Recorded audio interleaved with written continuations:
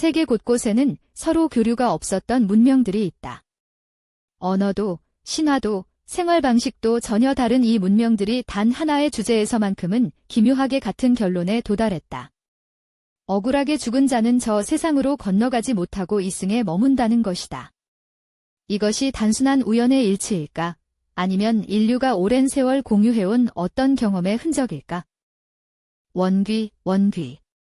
억울할 원, 귀신귀, 이름 자체에 이미 이 존재의 본질이 담겨 있다. 단순히 죽은 자의 혼령이 아니라 부당하고 처참한 최후를 맞이하여 원한이 풀리지 않은 채 이승에 머문다고 전해지는 존재다. 원귀를 여느 귀신과 구별하는 것은 바로 이 이유다. 떠나지 못하는 것이 아니라 떠날 수가 없는 것이다. 한국의 민간 신앙에서 원귀는 수백 년에 걸쳐 구체적인 형태로 전해졌다. 억울하게 살해당한 자, 누명을 쓰고 처형된 자, 아무도 곁에 없어 홀로 죽어간 자, 이들은 저승으로 향하는 길을 찾지 못하고 자신이 쓰러진 자리를 맴돈다고 알려져 있다.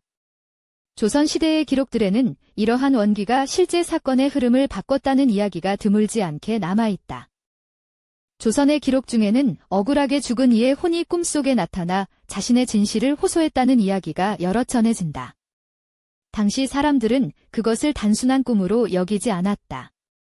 원귀의 호소를 외면하면 더 큰 화가 닥친다는 믿음이 있었기 때문이다. 신원, 즉 억울함을 풀어준다는 행위가 단순한 도덕적 의무를 넘어 사회 질서를 유지하는 실질적인 힘으로 기능했던 것이다. 조선시대 설화 중 가장 널리 알려진 원귀 이야기 가운데 하나는 억울하게 목숨을 잃은 두 자매에 관한 것이다.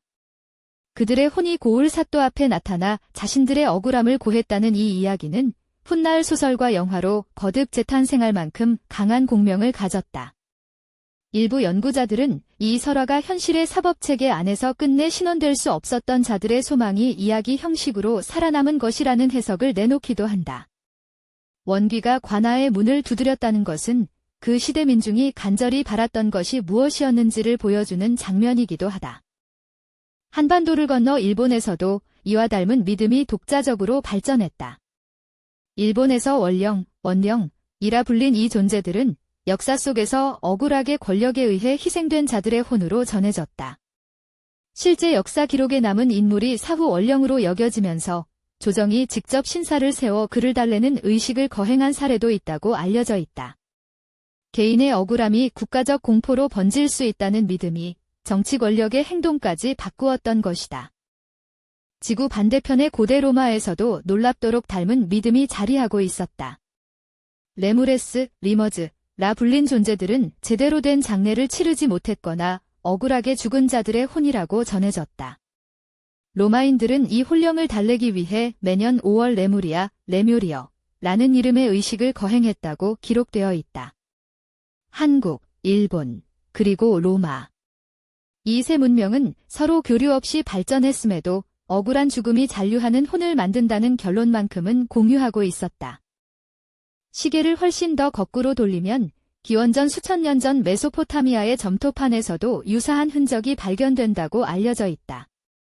적절한 의식 없이 떠난 망자의 혼이 산자를 찾아온다는 기록이 있으며 이를 막기 위한 주문과 의식 절차도 함께 새겨져 있다고 전해진다.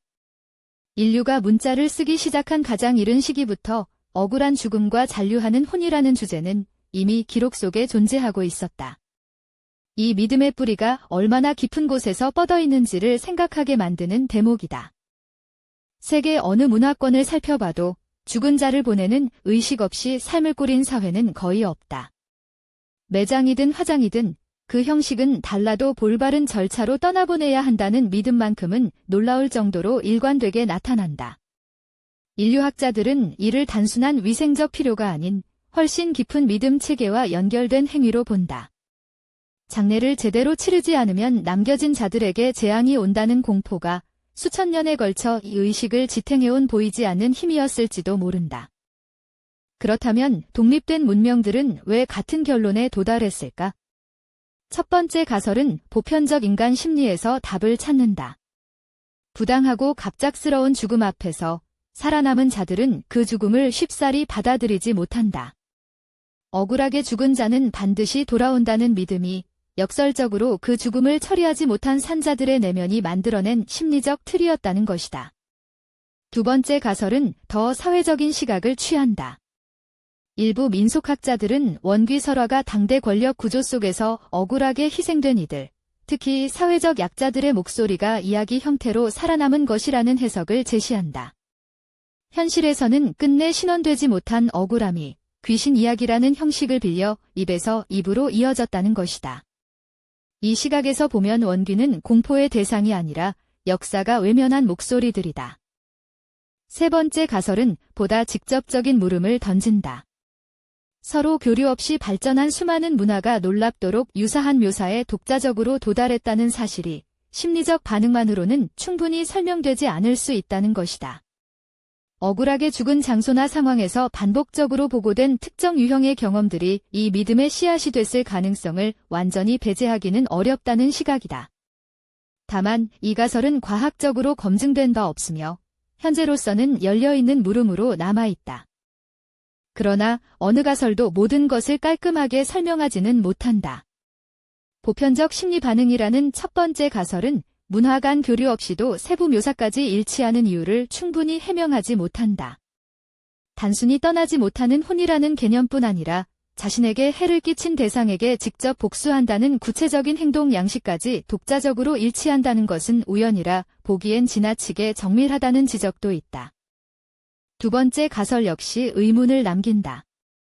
원귀 이야기가 억압된 자들의 목소리라면 왜 지배층 역시 그것을 진지하게 두려워했을까? 왕과 귀족들이 원귀를 달래기 위해 직접 의식을 주관했다는 기록은 이 믿음이 단순히 피지배층의 저항 서사만으로 환원되지 않음을 보여준다. 공포는 권력의 높고 낮음을 가리지 않았다. 수천 년이 흐른 지금 이 믿음은 사라지지 않았다. 영화와 소설, 게임이라는 새로운 형식을 입고 오히려 더 넓게 퍼져나가고 있다. 현대의 연구자들은 억울한 죽음에 대한 집단적 불안이 여전히 원귀 이야기를 소비하게 만드는 원동력이라고 분석하기도 한다. 하지만 그것이 전부인지 우리가 아직 이해하지 못한 무언가가 더 있는지는 여전히 열린 물음으로 남아있다. 억울하게 죽은 자는 떠나지 않는다. 수천 년 동안 이 믿음이 살아남은 것은 어쩌면 우리가 진정으로 원하는 것이 무엇인지를 반영하는 것일지도 모른다. 불의한 죽음이 그냥 묻히는 세상을 우리는 받아들이지 못한다. 원귀는 공포의 존재인 동시에 잊혀서는 안 된다는 인간의 가장 깊은 요청이었는지도 모른다. 원귀에 관한 이야기는 이 한 편의 영상으로 다 담을 수 없다. 우리가 미처 꺼내지 못한 설화들, 이름조차 전해지지 않는 원귀들이 아직 기록을 기다리고 있다. 여러분이 알고 있는 원귀 이야기가 있다면, 혹은 설명하기 어려운 경험이 있다면 댓글로 남겨달라. 그 이야기들이 쌓여 우리가 아직 답하지 못한 질문에 조금씩 다가갈 수 있을지도 모른다.